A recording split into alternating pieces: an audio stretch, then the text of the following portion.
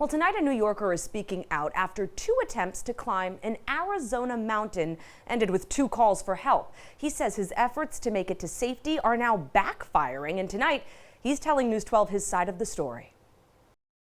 Philip Vasto started hiking to new heights during the pandemic. Last year, he even scaled one of the tallest mountains in the world. So while on a work trip to Arizona last week, the Brooklynite wanted to try the local terrain. It's the tallest peak in Arizona, and I figured if I had conquered Kilimanjaro, I could give Humphreys Peak a shot. Why not? He set off last Wednesday afternoon on the 5.5-mile trek before realizing he wouldn't make it before dark. After turning around, Vasto says he lost the trail, started sinking into snow, and decided to dial 911. After my call, I found my way. I was able to get back onto the trail, and I made my way down to the base of the mountain. Even the search and rescue employee, as well as the sheriff, said hiker has self-extracted. So the next day, the 28-year-old set out again, this time hours earlier. But strong winds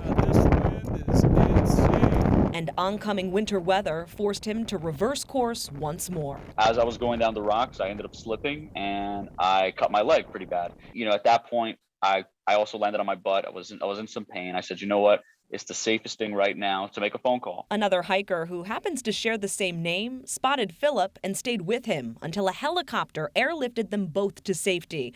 When news broke of Vasto's two calls for help in 2 days, the backlash began. People cursing me out, people saying that I was putting lives at risk and that I was wasting taxpayer dollars. Isn't that what the purpose of search and rescue is, right?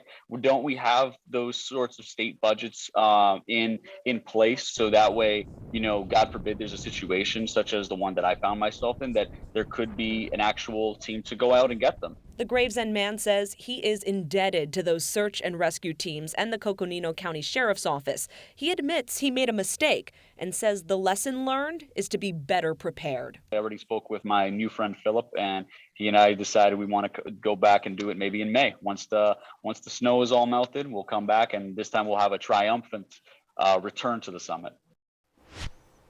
Now, the Coconino County Sheriff's Office in Arizona tells us in this statement, quote, "We would like to shift the narrative back to one about safety in the backcountry and less about criticizing Mr. Vasto for his decision making." They're also encouraging hikers to do their research, understand the current conditions, come prepared with the right equipment, and be ready to postpone if necessary.